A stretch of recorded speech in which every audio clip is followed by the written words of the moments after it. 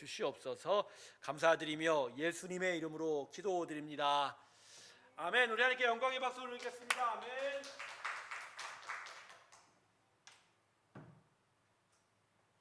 자, 오늘 탭으로 가겠습니다. 아담과 가인 그리고 노아까지 두 번째 강의로 진행하도록 하겠습니다.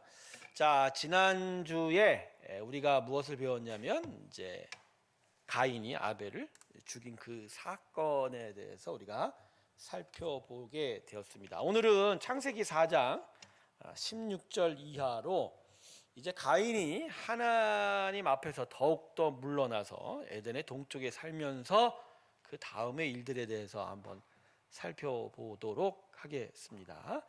자, 창세기 4장 16절부터 17절까지의 말씀을 제가 읽도록 하겠습니다. 창세기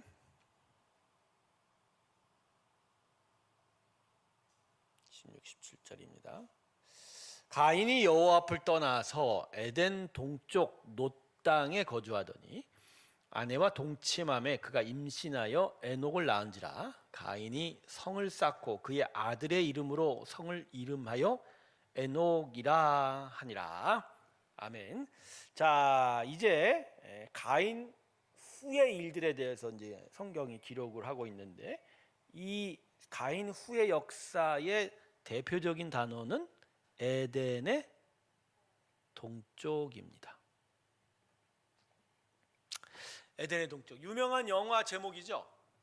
예, 미국 영화죠. 누가 주연이었습니까? 예, 아쉽게도 속도 가속으로 인한 교통사고의 희생자, 반항의 아이콘이죠. 할리우드의 제임스 딘이 바로 이 에덴의 동쪽의 주인공이었습니다. 존 스타인백의 소설을 영화했는데 나는 의미가 있어요. 성경의 사건에서 모티브를 얻기도 하였고, 부모와 자녀 간의 어떤 감정의 대립, 그것들이 어떤 모티브가 되었습니다. 존 스타인백의 이 소설은 성경의 어떤 교훈을 어떤 이야기합니다. 근데 영화는 뭐 그런 것 같지는 않은 것 같아요. 영화 자체가 뭐 그렇게 큰 파장이 있는 건 아니에요. 중요한 건 영화가 유명하게 된 건 누구 때문이에요? 오직 제임스 딘 때문이다. 자, 제가 얘기하고 싶은 건 뭐냐면 이 에덴의 동쪽이라는 단어입니다. 동쪽. 이게 동쪽이요, 방위상의 동쪽이 아니라 모모에 대항하여라는 뜻입니다. 모모에 대항하여. 그러니까 가인이 아벨을 죽이고 나서 하나님의 책망을 듣죠. 그리고 징계까지 받습니다. 하지만 자기의 죽음에 대한 두려움을 하나님은 그의 몸에 표를 해식음으로 말미암아, 그죠?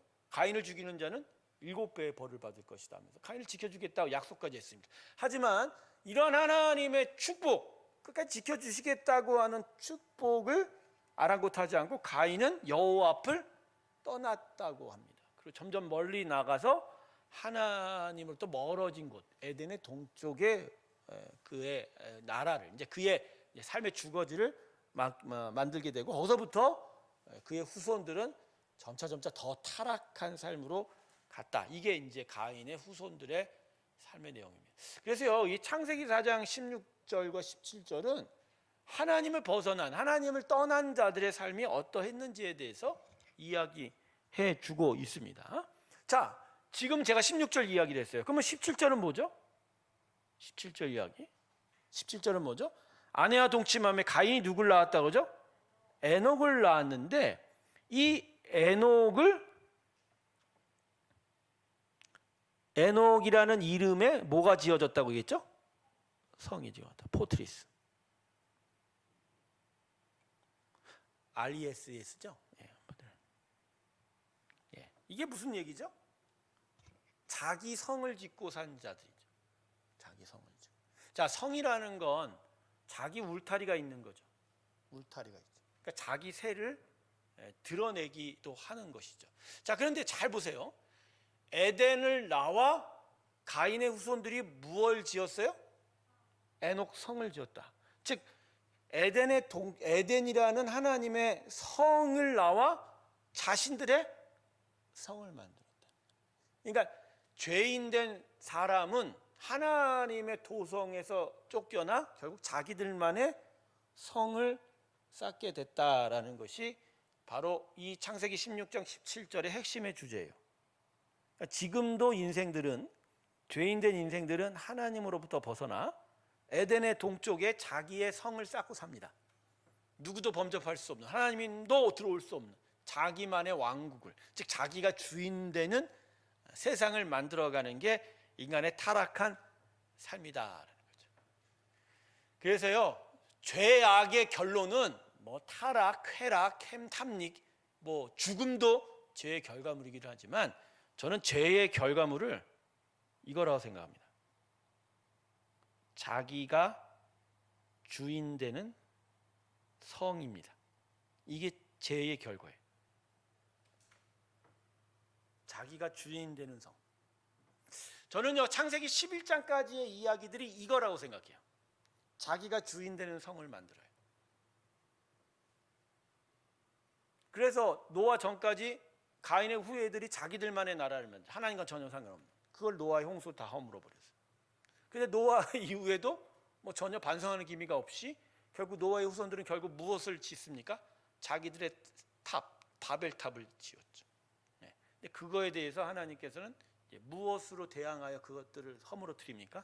아브라함을 택하고 당신의 민족과 나라를 택하고 결국 예수님을 통해서, 성령을 통해서 당신의 백성들의 교회를 세워서 세상을 무너뜨려 가는 거죠.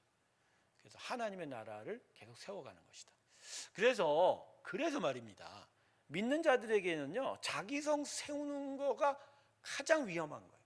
자기성 세우는.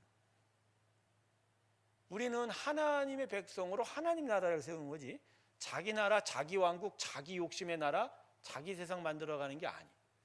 저는 교회가 이걸 중요하게 생각해야 된다고 생각해요.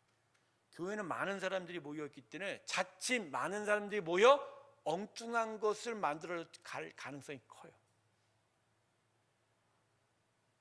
한국 교회가 걱정이 되는 부분이 뭐냐면, 대형 교회들이 자기성 쌓는 일들이 경향이 있다는 거예요. 교회가 자기성을 쌓지 못하게 교단별로 교리가 있고, 교파가 있고, 또 교단이 있고, 노회가 있고, 그다음에 목회자가 자라가는 어떤 커리어도 있고, 또 장로를 세우는 법도 있고, 그래서 이런 모든 것들이 다 연합해서 하나님의 나라를 조화롭게 세워가는 것이 교회인데, 이게 자칫 교회가 희한하게 세상 나라 만들어가는 경우가 있다. 목회자의 상, 그러니까 어떤 담임 목회자의 왕국을 만들어가거나 어떤 특별한 어떤 교리를 통해서 자기들만의 왕국을 만들어가거나 이런 경향이 무지 강할 수 있다는. 교회는 그러면 안 돼요. 교회는 그러면 안 돼요. 교회는 무엇보다 하나님의 나라를 세우는 겁니다. 할렐루야. 그래서 언제나 듣는 소리가 있어야 돼요. 들어야 돼요. 이제 들으려 안 하고 자기의 주장을 말하기만 하려고 하면 그때부터 성이 쌓여요. 저는 가인이 왜 도망쳤을까 생각을 해봤어요. 가인이 왜 도망쳤을까요?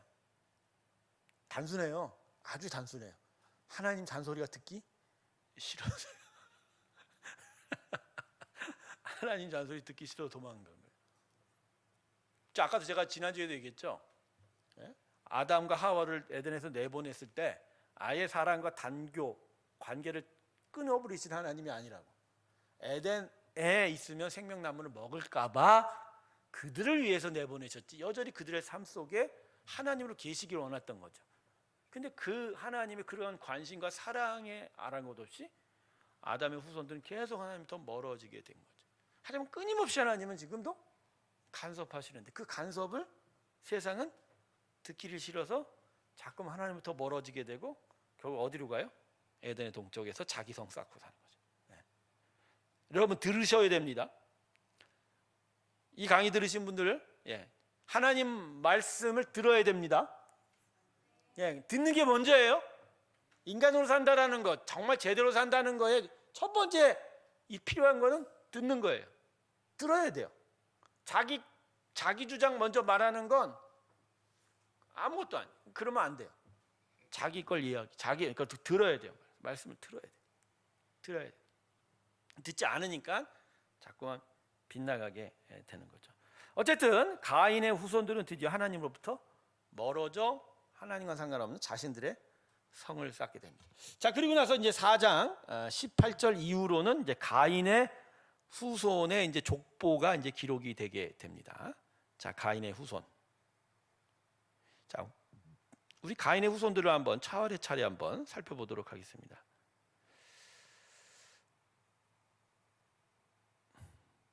가인의 후손 족보를 드리겠습니다. 먼저 가인은 그 다음에 누굴 낳았다고 했죠? 에녹을 낳았어요. 자, 에녹 하면은 우린 누가 먼저 생각이 나요? 에녹 하면 노아의 증조 할아버지. 에녹 다음에 무두셀라, 그 다음에 라멕 다음에 노아죠.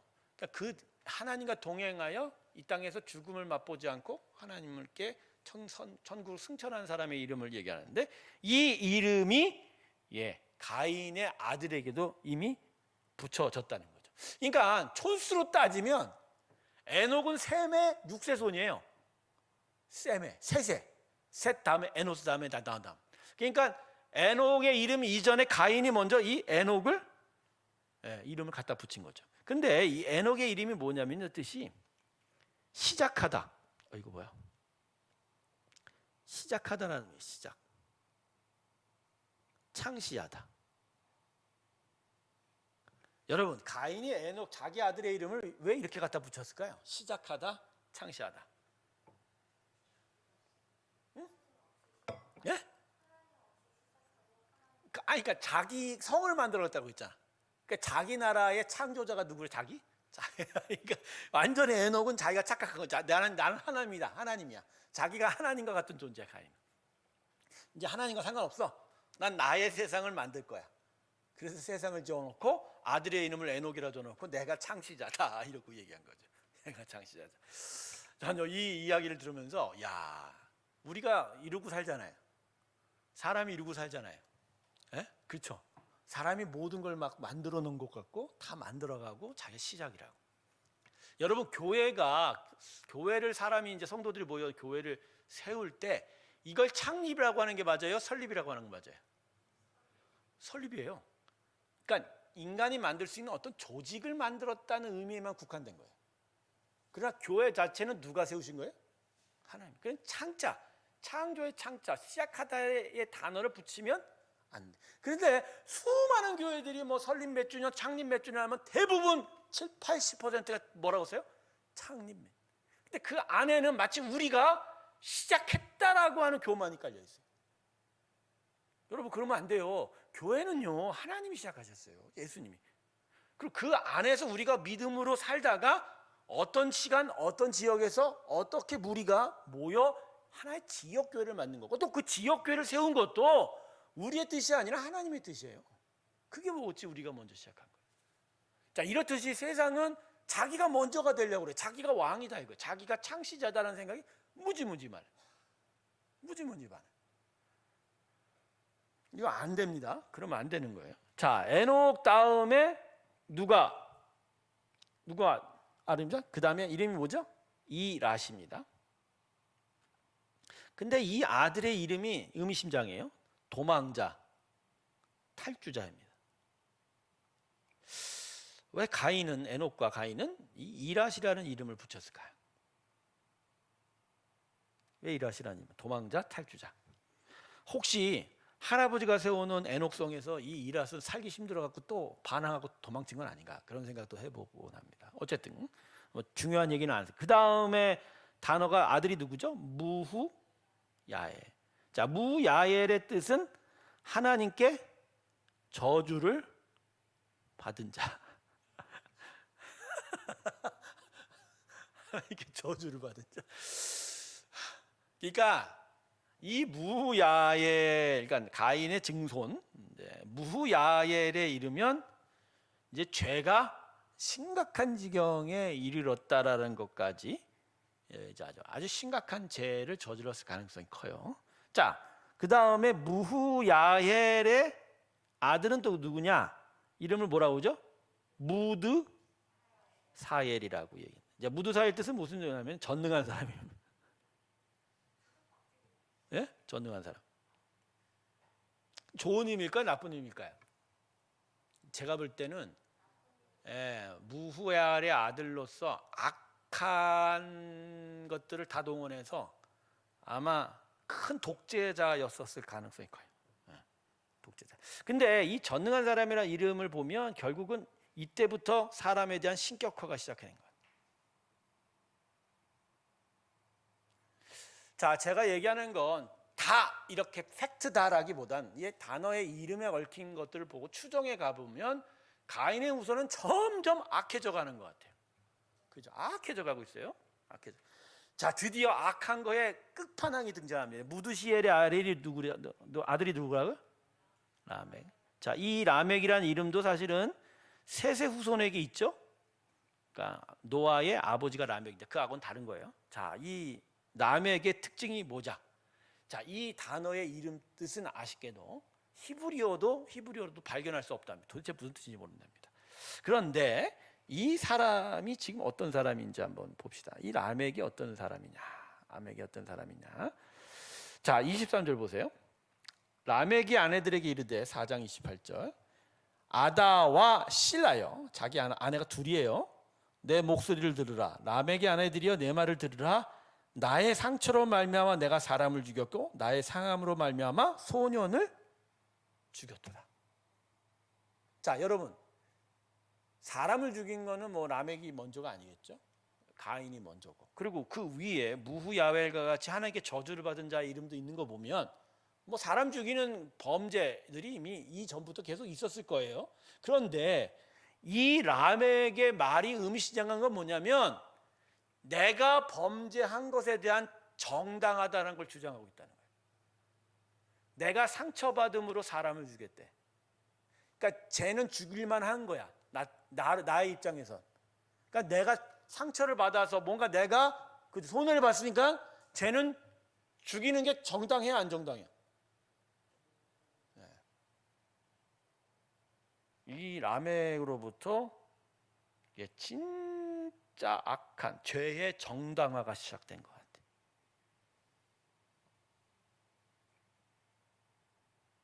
죄의 정당화.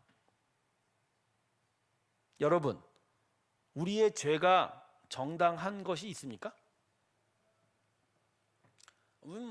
그 죄를, 그러니까 어떤 범죄를 일으키는 어떤 발단 사건들이 있어요. 가령 누가 나를 쳤어. 그래서 나도 따라 때렸어.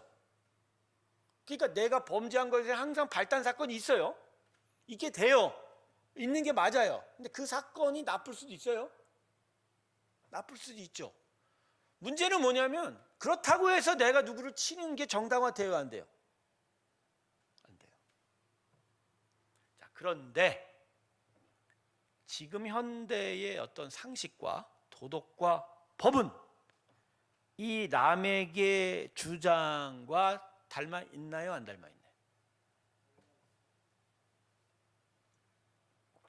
닮아 있나요, 안 닮아요? 닮아 있어요.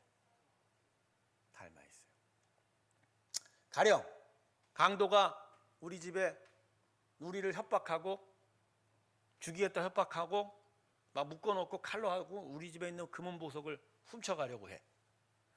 근데 그 사람이 너무 악한 짓을 하다 보니까 내가 보호 차원에서 야구방망이를 휘둘렀는데 어떻게 우연찮게 그 녀석이 대가리를 쳤어. 그래서 또 어떻게 우연찮게 맞았더니 직사했어. 이 부분에 대해서 법원은 정당방위를 판결할 수 있겠죠. 여러 상황과 걸로. 그럼 정당방위가 되면 그 주인이 그 집에 침입한 강도를 죽인 거는 죄가 돼요, 안 돼요? 법상 안 되죠. 가령 국제 정치는 대부분 다 이런 힘의 논리예요. 정당화로 가요. 러시아가 우크라이나를 침범한 행위가 국제법상으로는 정당화될 수 있어요. 자기 주장하는 바가 힘으로 무너집니다. 자, 제가 얘기하고 있는 거는 그렇다 옳다 그들의 주장이 그런 얘기가 아니라 우리 세상이 어떤 경우에는 대부분의 경우 죄의 정당화를 시도해야 해요, 안 해요? 시도하고 있어요. 자, 여기에 대해서 예수님은 뭐라고 얘기하시죠? 산상수훈에서 누가 너에게 뺨을 때리면 그 다음 너는 어떻게 하라고? 같이 때리라고 그래요? 그러니까 이게 맞으면 이쪽 밥도 대서 또 맞으라 이 얘기가 아니고, 한 대 때리면 두 대 맞으라가 아니고, 거기에 대해서 죄로 대항할 수 없다, 그 얘기예요. 그러니까 이 라메기의 때에 아주 중요한 일이 벌어진 거죠. 그러니까 사람의 타락이 아주 극에 이른 거죠. 죄까지 정답. 또 하나 라메기에서 발견되는 일이 뭐죠? 이 족보에서 라멕이 아내를 몇 사람을 맞이했다고요? 아내가 몇 사람? 둘이요. 야, 최초로 아내가 둘인 자가 라멕입니다. 이 문제가 심각하죠. 자, 이때의 라멕 때에 드디어 가정이 붕괴합니다. 가정이 붕괴한 거죠. 남과 여가 서로 돕는 배필로 하나님 안에서 하나가 되는, 하나님과 하나가 되는 결혼의 어떤 거룩함, 하나님의 어떤 그 거룩한 형상이 이제 깨져버려요. 남자의 탐욕, 그죠? 여자의 종속화가 시작이 되고, 가정이 완전히 깨지면서 힘의 논리로 어떤 이런 부부관계나 자녀를 생산해내는 관계로 변질되기 시작을 한 거죠. 이게 그 이후로 이 모든 조상들은 아내가 몇 명입니까? 거의 대부분 혼자 한 경우가 드물어요. 수많은 아내들을 누리기 시작합니다. 자, 그러면 제가 여러분에게 물어볼게요. 왜 여자가 남자를 수많은 남자를 거느리지 않고 왜 남자가 수많은 여자를 거느리게 됐을까요? 전 영적으로 물어보는 거예요. 하나님 말씀으로. 왜 그랬을까요? 왜 이런 타락이 이렇게 발전할 건데, 타락이 점점 심화가 되는데 왜 여자가 남자를 거느리는 스타일 형태로 안 가고 왜 남자가 여러 명의 여자를 거느리는 형태로 됐냐? 자, 하와에게 하나님께서 징계하실 때 뭐라고 징계하셨죠? 너는 남편의 지배를 받는다. 너는 아내를. 그러니까 즉 여자가 남자에게 종속되는 징계가 나타나는. 그게 이런 식으로 나타났다. 지금도 세상은 남과 여의 평등이 있지만 저는 평등의 시대가 아니라고 생각해요. 지금도 한쪽이 한쪽을 지배하고 종속하려고 합니다. 진짜 부부는 종속되고 지배하는 게 아니라 하나님 안에서 서로 돕는 반쪽이어야 돼요. 근데 모든 부부는 대부분 지배와 종속의 경향이 있어요. 자기들도 모르는 사이에 그렇게 돼요. 그건 사람의 본성이 그래요. 사람의 본성이 진짜 순수한 사랑으로 서로를 돕는 그런 순수함이 아니라 어느 순간 뭐가 돼요? 지배하려고 그러고 그러면 또 침에 의해서 종속되게 돼요. 여러분 이거 인정하십니까? 인정하세요?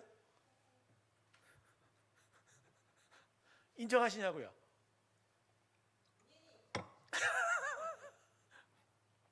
이거 중요한 얘기예요. 중요한 얘기. 이 부분이 아주 중요한 얘기예요. 그래서 지배하고 종속하면 안 돼요. 그건 원하지 않으세요, 하나님께서. 오직 우리를 통치하시는 분은 오직 하나님이십니다. 근데 깨진 결혼의 가장 중요한 요소는 자기도 알기 못하게 뭔가를 지배하고 거기에 힘에 의해 종속되어져 가는 일들이 발생하게 되는 거죠. 자, 라멕은 아내가 둘이었어요. 그래서 한쪽 아내는 야다인가요? 네, 한쪽 아내는 아다하고 한쪽은 실라. 자, 아다 편에서 난 자녀가 야발이 있고 그다음에 유발이 있습니다. 이거 보면서 이것도 리듬감이 있게 졌다고 했는데 야발과 유발. 자, 야발의 직업은 뭐라고요? 가축 치는 자, 목축업이고요. 유발은요? 음악하는 사람이 나옵니다. 음악하는 사람이 나옵니다. 자, 실라 쪽에서는 아들이 이제 두발가인이 나옵니다. 두발가인. 이 두발가인은 모르죠? 대장장이, 스미스가 되는 대장장이. 근데 두발가인의 이름은 가인의 후손이라는 의미예요. 두발가인. 그다음에 또 하나가 뭐죠? 이건 또 딸이에요. 딸의 이름이 뭐죠?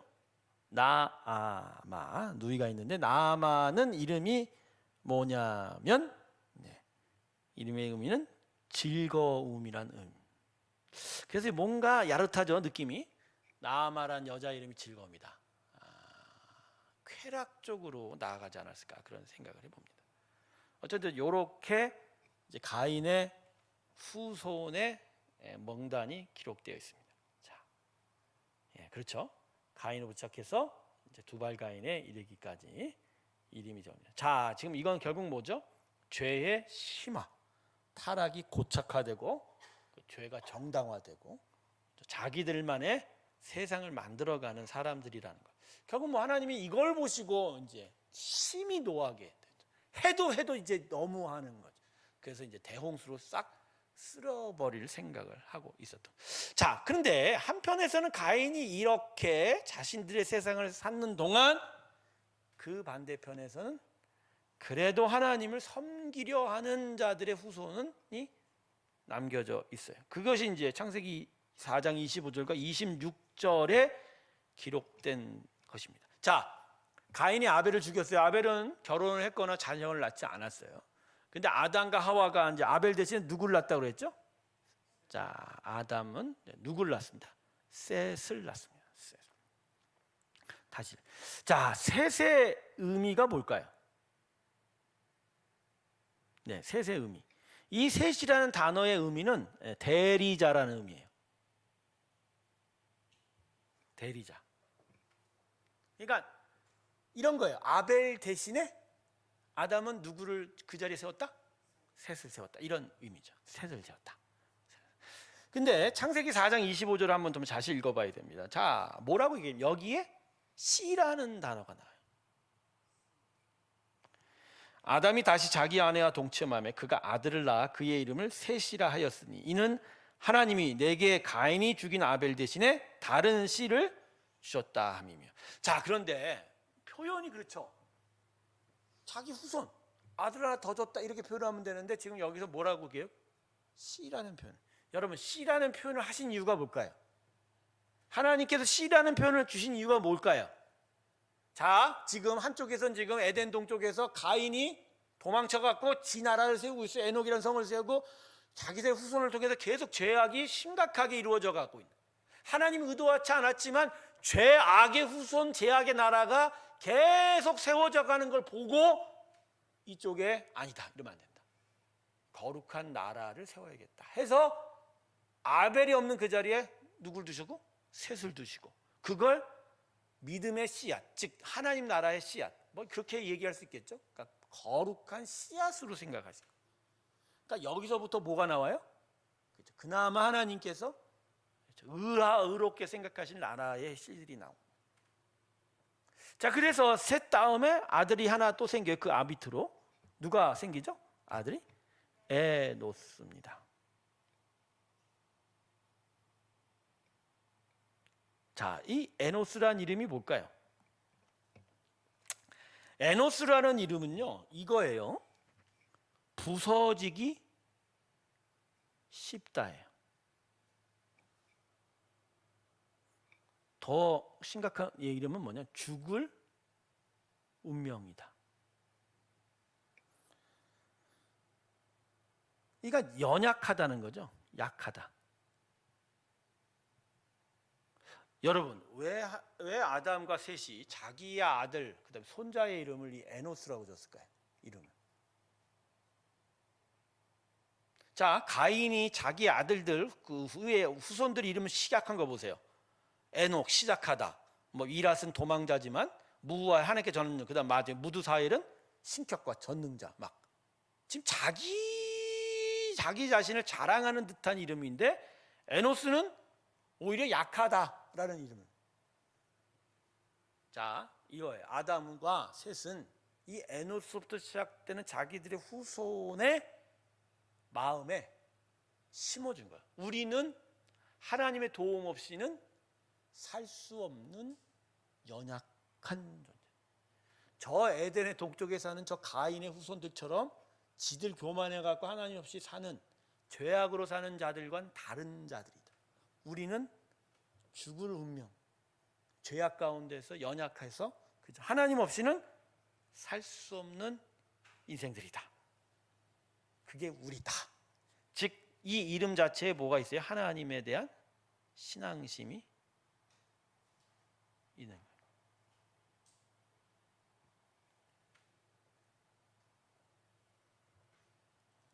그죠? 그래서 26절을 보면 이렇게 씁니다. 셋도 아들을 낳고 그의 이름을 에노스라 하였으니 그때의 사람들이 비로소 여호와의 이름을. 자, 이때는 이제 아마 자손들 숫자가 늘어나니까 아담과 같이 뭐 가인과 아벨과 셋까지도 그럴 거예요. 하나님과 개인적인 어떤 깊은 관계보단 그렇지 못할 수 있는 부분이죠. 그렇지만 그럼에도 불구하고 자기의 조상들로 인하여 여호와 이름을 불렀다. 즉 하나님을 경외하며 예배하는 자들로 세워졌다. 이런 이야기. 자, 그러니까 지금 제가 여러분께 지금 살펴본 건 결국 가인 다음에 이 지구상의 인간은 두 종류로 나뉘어지기 시작했다는 거예요. 한쪽은 죄악의 무리들로 하나님과 대적하는 자들. 또 한쪽은 약하지만 하나님을 의지하며 하나님을 거룩해요. 저는요, 그래서 제가 저번에 얘기했죠. 창세기 3장을 넘어가면 그 다음 이후의 역사는 지금 현대 우리들의 역사와 별반 다르지 반복이라고 얘기했죠. 반복. 그래서 제가 노아의 대홍수까지 정도만 살펴보면 아브라함부터는 되게 화살이 더 빨려가듯이 성경 역사를 정리할 수 있다. 왜? 거기까지 본 거대로 그 다음은 계속 반복이니까. 그냥 이름만 적고 의미만 적으면 그냥 그대로 똑같이 나아가는 거예요.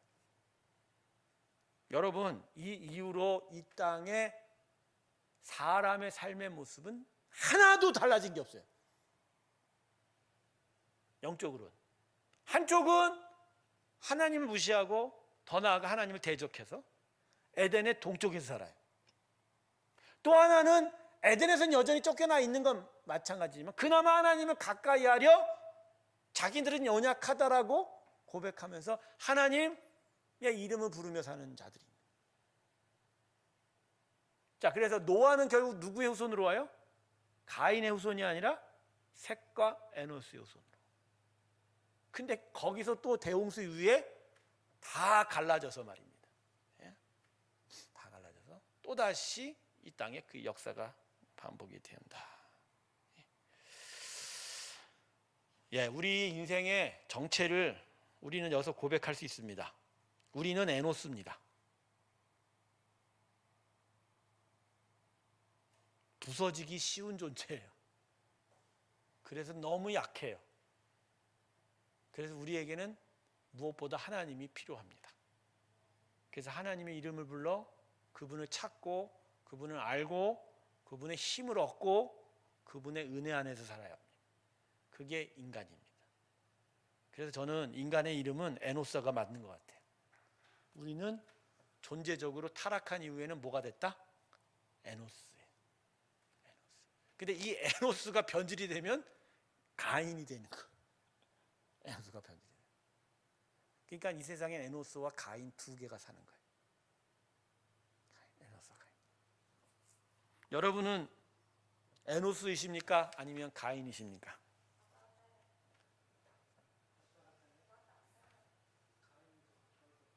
뭐라는 거예요?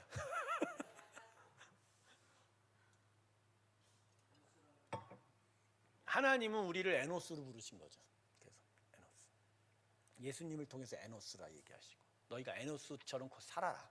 고백해라. 근데 왜 우리는 여전히 가인처럼 살려고 그러죠? 내성을 지키고. 여러분, 이거 우리의 착각과 오해에서 벗어나셔야 돼요. 우리는 우리 성을 지을 수 없어요. 그거 착각이에요. 그게 성인 줄 알죠? 허술한 운막이에요. 단 한 번의 하나님의 입김에도 불리면 날아가 버릴 수 있는 거예요. 근데 그걸 가지고 마치 자기의 성, 이게 나를 영원토록 지켜줄 거다, 내가 이것 때문에 힘있고 살고 힘차게 살 거다, 기분 좋게. NO! 착각이에요. 한 번이면 다 끝나요. 한순간에 움직일 다 없어질 수 있어요. 오히려 우리는 에노스처럼 우리의 울타리는 누가 되셔야 된다? 하나님이세요. 그게 인생이에요. 그게 지혜로운 거예요. 그 지혜를 예수님의 은혜 안에서 깨닫는 게 믿음입니다.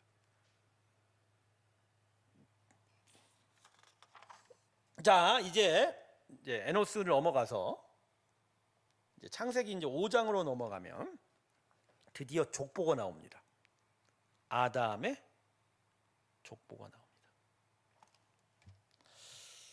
자, 그래서 이 아담의 족보가 어디까지 가냐면 이제 노아와 세 아들까지 진행이 되기 시작합니다. 자, 그러면 이 아담의 족보를 하나님께서 왜 이 창세기 5장에 기록하셨을까요? 왜 기록하셨을까요? 왜 기록하셨을까? 하나님의 마음을 읽어야 됩니다.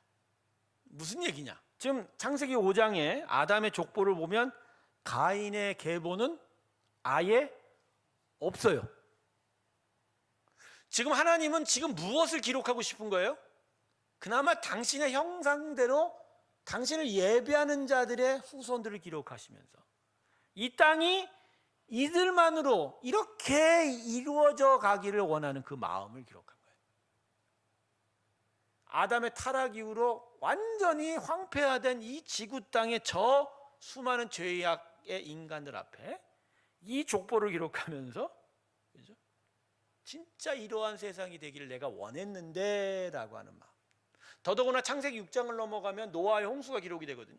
그러니까 노아의 홍수가 있기까지의 하나님의 마음이 이 족보에 담겨 있다고 생각해요. 아마 이 족보를 보시면서 하나님께서는 그래, 이렇게만이라도 됐었으면 얼마나 좋았을까. 근데 그렇지 못한 것에 대한 그 마음을 여기다 기록하고 있는 것입니다.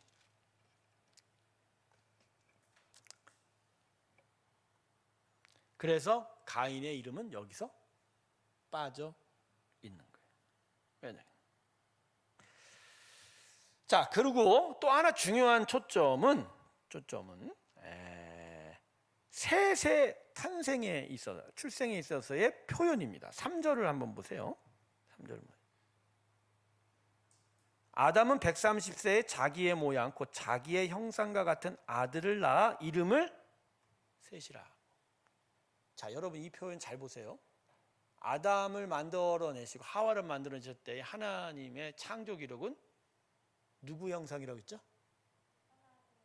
근데 여기선 누구 형상이라고 하죠? 자기 형상이라죠. 인간의 한계에 대한 이야기죠. 한계에 대한. 인간의 한계에 대한. 그러니까 아담 이후로는 타락한 본성대로 탄생했다 이렇게 이야기를 하는 거예요. 여기에 하나님의 짙은 아쉬움이, 안타까움이 배어져 있는 겁니다. 자, 이제 한번 족보를 하나하나씩 한번 살펴보기를 바라겠습니다. 자, 먼저 아담 다음에 누구죠? 셋입니다. 자, 아담은 930세까지 살았습니다. 셋은 920년 살았고요. 에노스는요 905년 살았습니다. 갓 900년을 넘었어요. 아버지와 할아버지보다도 짧게 살았어요. 그러면 약한 존재인 거예요. 그다음에 그 아들 에나는 910세. 에난의 아들은 누구죠? 마할 랄렉. 이름도 어렵습니다. 이분 더 적게 살았네. 890. 이 사람의 이름은 하나님을 찬양하다라는 이름이 있답니다. 하나님 찬양. 그러니까 아까 가인의 후예 중에 악기하고 음악하는 사람 있죠. 야다라는 아내가 라멕과 해서 사이에서 난 아들이 누구죠? 유발이 퉁수와 수고를 부렀다고 했죠. 여기도 이런 사람이 있습니다. 그다음에 마할랄렉의 아들은 누구죠? 야렛입니다. 야렛은 962년을 살았습니다. 많이 살았네요. 근데 이 야렛의 이름도 의미심장합니다. 어떤 의미냐면요, 내리막길이라는 의미가 있답니다. 내리막길. 자, 왜 이 이름이 여기에 이렇게 써 있을까요? 내리막길. 자, 창세기 6장에 보면 6장 2절을 보면 이 에노스의 아들들이, 즉 이런 얘기죠. 하나님의 아들들이 사람의 딸들의 아름다움을 보고 자기들이 좋아하는 모든 여자를 아내로 합니다. 자, 여기에 하나님의 아들들과 사람의 딸들에 대한 해석이 아주 분분합니다만 개혁주의는 여기서 하나님의 아들들을 이 셋과 에노스의 후손으로 봅니다. 이상하게 천사의 무슨 아들들, 이 희한한 이야기를 하지 않습니다. 제가 왜 이 부분에서 분명히 얘기하냐면, 여러분, 사람의 후손이 천사와 이종 간의 교배가 가능합니까? 근데 이런 주장을 하는 사람이 도대체 어떤 사람들이 있냐는 거지. 있어요. 여기서 하나님의 아들들은 천사래. 천사가 땅에 내려와서 사람의 딸들을 타락해서 꼬셔갖고 거기서 아내를 보고 결혼했대. 말이 돼요, 안 돼요? 이건 한국 전래 동화에 나오는 전설이지. 천사들이, 선녀들이 저 위에 폭포수 먼못에 덥다고 내려와서 목욕할 때 그 옷을 내가 숨겨놓고 있어갖고, 그래서 어쩔 수 없이 이 땅에 묶여서 나무꾼하고 결혼을 했어. 그러면 선녀하고 나무꾼하고 사이에 태어난 애는 선녀예요, 인간이에요? 그러니 그건 사람의 전설이에요. 그러니까 그런 식으로 성경을 해석하면 안 돼요. 이건 하나님 편에 섰던, 하나님을 그나마 사모하며 예배했던 자들의 일당과 자기들 하나님과 상관없이 살던 가인의 후손들이 서로 통혼했던 얘기예요. 바로 그 이야기들을 어디서 볼 수 있냐? 야렛부터. 내리막길, 하강. 즉 하나님을 예배하고 하나님의 백성의 삶에서 이제 벗어나서 그의 영성들이, 그의 거룩함들이 지금 타락해 갔다라고 하는 징조가 될 수가 있는 거예요. 근데 이렇게 내리막길의 인생 속에 야렛에게 아들이 누구예요? 에녹이라는 사람이 태어납니다. 그 유명한 에녹입니다. 이 사람은 365세에 육체로 승천한 사람입니다. 근데 이 에녹이라는 이름이 뭔지 아세요? 연단받음.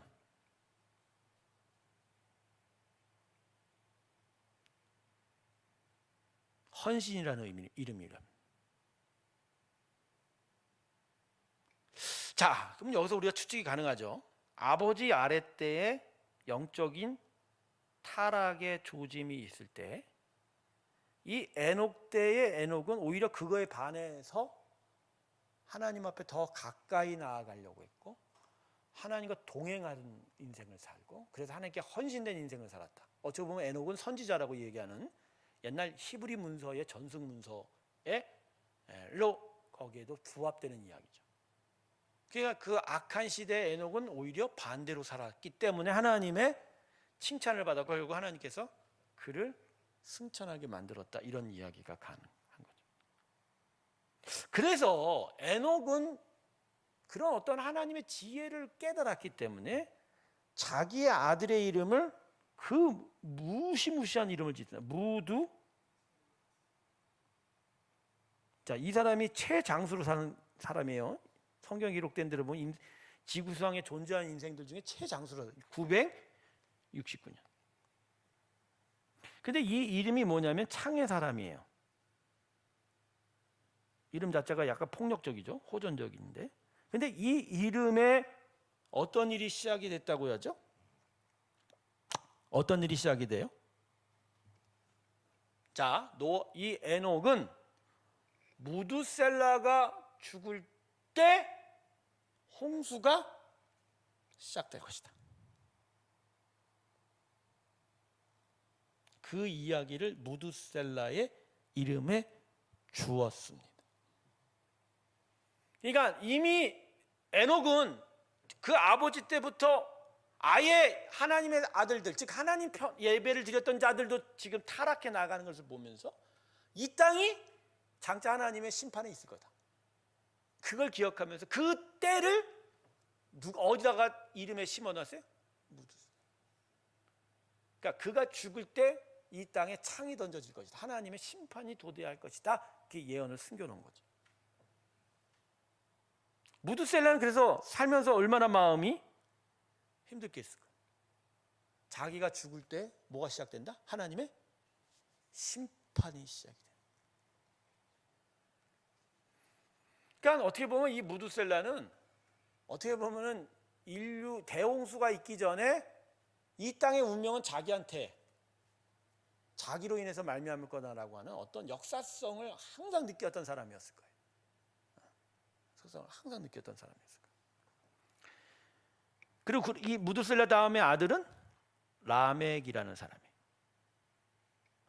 777세에 죽었습니다. 되게 적게 살았죠? 홍수 2년 전에 죽었어요. 홍수 2년 전.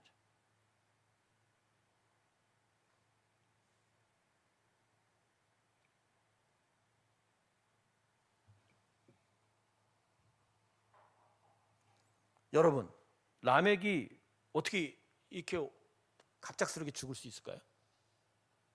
저는 라멕이 살인당하지 않았을까? 뭔가 사건이 발생하지 않았을까? 그죠? 뭔가 사건이 발생하지 않았을까? 혹시 순교한 건 아닌가? 그런 생각을 합니다. 자, 제가 왜 이런 추측을 하냐면 노아가 라멕의 아들로 태어나죠. 노아가 노아의 방주를 만들어가는 과정 속에서 노아 플러스 그 세 아들 가정 합쳐서 8명만 이 방주를 만들었을까요? 전 그렇게 생각하지 않아요. 노아의 할아버지 무드셀라가 이미 자기 아버지로부터 대홍수라고 하는 하나님의 섭리의 일들을 이미 전해 받았고, 그리고 자기 이름에 자기 인생이 그 대홍수를 가리키고 있다는 것을 알고 있었던 역사성을 가진다. 그리고 그의 아들 라멕도 똑같은 운명입니다. 그러니까 아마 노아가 배를 짓고 있을 당시에 무드셀라나 그의 아버지 라멕도 노아를 도와줬을 가능성이 대단히 크다. 근데 배를 순적하게 지었을까요, 노아가?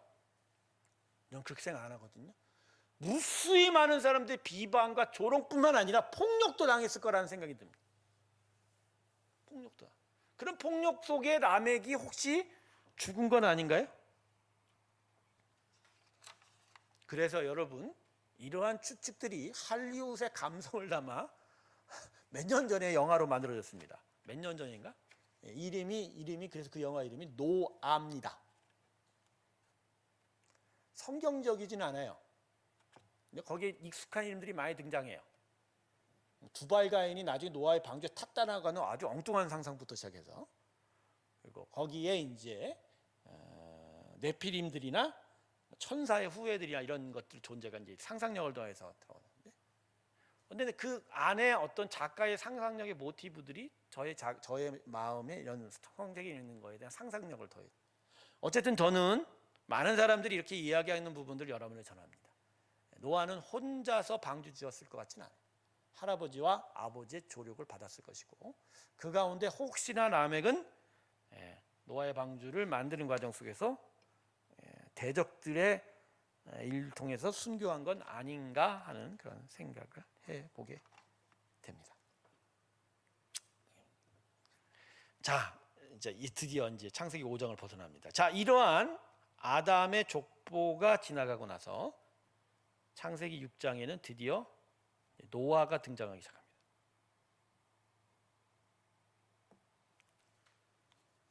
자, 요 한 가지만 하고 오늘 마칠게요. 자, 창세기 6장에 노아의 시대가 이제 등장을 하는데, 하나님이 여기서 말씀하는 거의 초점은 보는 것의 타락입니다.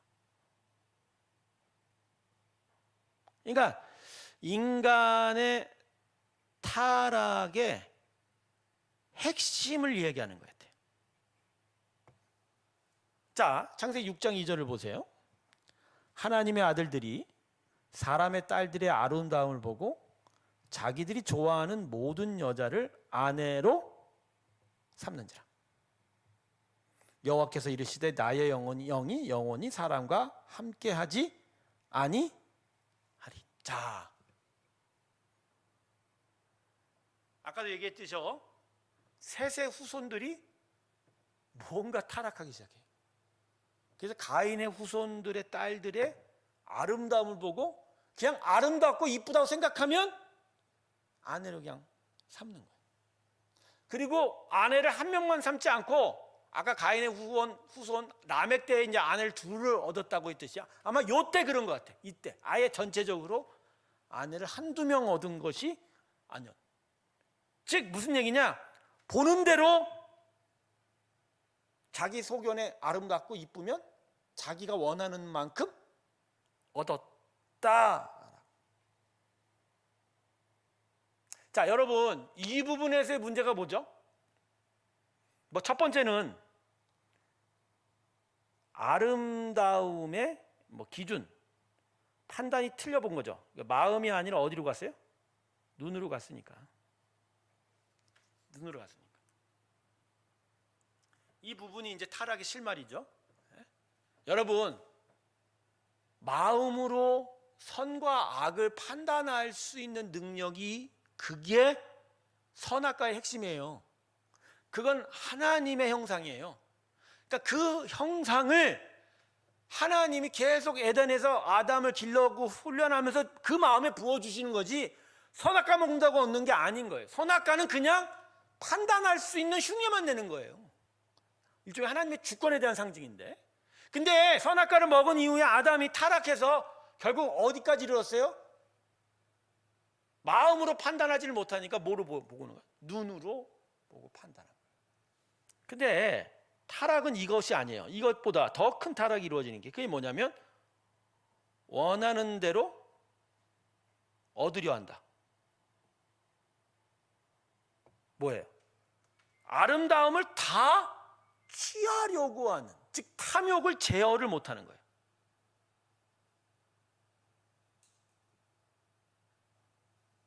결국 죄는 이 부분이 가장 핵심적인 문제죠. 탐욕을 제어하지 못하고 마음이 원하는 대로, 탐욕이, 욕망이 원하는 대로 그냥 행동해 버리는 거. 그게 죄죠.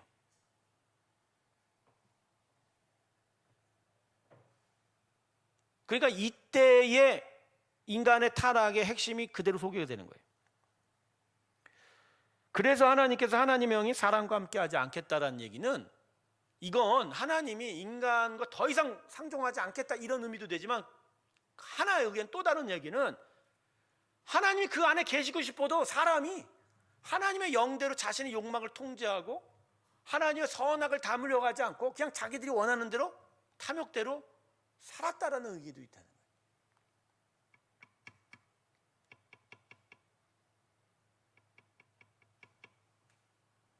거예요. 여러분 안에 있는 죄가, 탐욕이 죄를 만들어내는 과정을 보세요. 똑같아요. 여러분의 좋다, 가지고 싶다, 얻고 싶다, 그거의 판단이 어떤 영적인 하나님의 가르침 안에서의 선함과 악함을 판단할 수 있는 지혜로부터 나오는 게 아니라 눈으로 보는 거예요. 눈.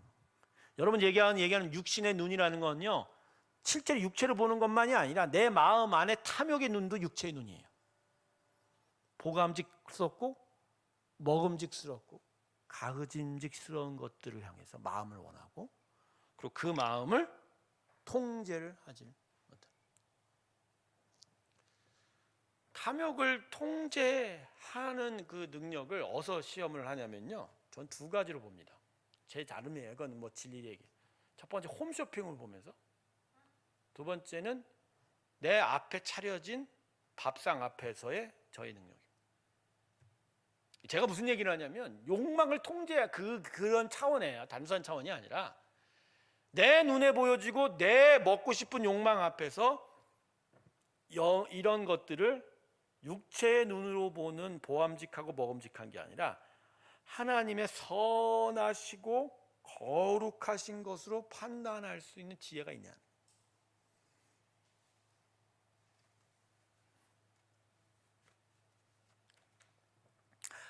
어떻게 홈쇼핑의 화장품 광고는 다 똑같아.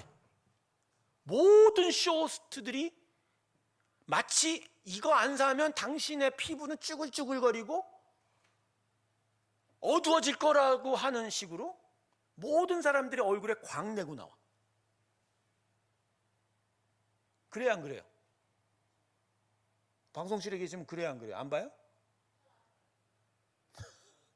그러니까 그 화장품 광고만 보면 세상의 모든 아름다움은 거기 있는 것 같아. 이걸 바르고 이걸 하면 막 이처럼 빛이 나고 광이 나는. 그걸 보여주기 위해서 쇼스는 그 어떤 때보다 관리를 하고 나오는지 막 얼굴에 막 광이 나. 그렇게 하는 그 화면 앞에서 무엇이 거룩하고 무엇이 선하다고 하는 영적 판단을 하고 있는지, 야, 저거 바르면 진짜 저렇게 빛날까라고 사볼까라고.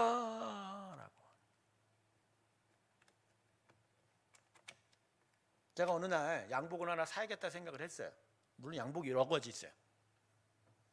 근데 홈쇼핑에서 남자 양복 광고를 별로 안 하는데 어느 날 양복 광고를 딱 하는 거야. 어쩜 쇼호스트나 모델도 입고 나온 옷들이 그렇게 착착 감겨갖고 뭐에 슉 떨어지는. 그 제 눈에 그게 막, 와, 내가 저걸 입으면 날렵해 보이고 아주 무사 제비가 같이 보이는 그런 옷들. 차. 거기다가 한 벌이 아니야. 보통 이런 걸 팔면 몇 벌 팔아요? 두 벌 포함해서 가격도 가성비가 아주 짱이야. 거기다가 없는 사람을 위해서 무이자 할부를 심지어 12개월까지 해준대.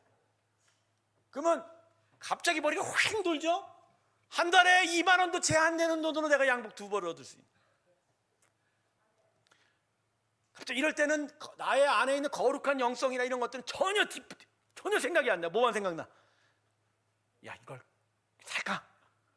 말까? 그 다음에 옆에서 방해하는 산 사람 있지. 안 돼, 사지 마라고 하는 배우자의 그 목소리. 그러나 그것도 쉽게 넘어서 우리는 덥석 사게 됩니다. 보는 것의 타락. 이게 제일 심각해요. 그리고 현재 사회는 이 보는 것을 계속 자극합니다. 계속 유혹합니다. 유튜브의 먹방이요, 뭘 자극하는 줄 아세요? 보는 것을 자극해요. 근데 실제로 그렇게 자기가 만들어 먹을 수 있어요, 없을까요? 제가요, 먹는 것의 광고를 어떻게 찍는지를 그 광고 뒤에 장면을 만든 영상을 보니까, 야, 그걸 맛있게 표현하기 위해서 먹지 못하는 것들을 그 안에 섞어서 마치 그렇게 표현한다고 하더라고요. 그렇게 표현. 가령 뭐 치즈가 이렇게 쭉 늘어나는 건 치즈 자체로 그렇게 안 된대요. 거기에 무슨 접착제나 넣어서 그 광고 효과를 그렇게 막 하도록 만든 거지, 실제로 음식이 그렇지 않다. 내가 그걸 보면서 그렇구나. 마치 이렇게 보여서 우리가 그걸 과대 만족을 하는 거지 실제로 그럴까에 대한.